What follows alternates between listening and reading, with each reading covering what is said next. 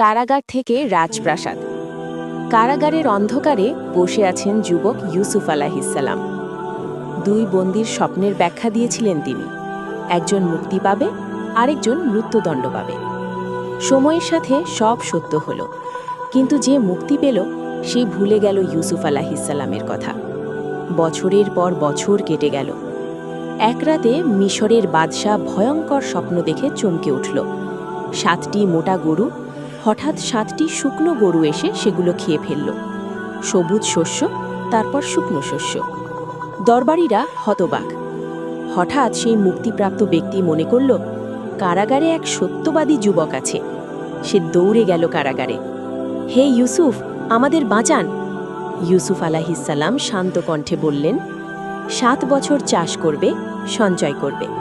তারপর আসবে 7 বছর দুর্ভিক্ষ, তারপর আবার রহমতের বছর। বাদশাহ বিস্মিত হল।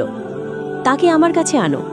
কিন্তু ইউসুফ আলাইহিসসালাম বললেন, আগে সত্য প্রকাশ হোক, আমার সম্মান ফিরিয়ে দিন। কারাগারের বন্দী হয়েও তিনি মর্যাদায় অটুট ছিলেন। তিনি জানতেন, যে আল্লাহ কারাগারে রক্ষা করেছেন তিনিই রাজপ্রাসাদে সম্মান দেবেন। ধৈর্য কখনো বৃথা যায় না। মানুষ ভুলে গেলেও আল্লাহ ভোলেন না। সত্য একদিন আলো হয়ে প্রকাশ পায়।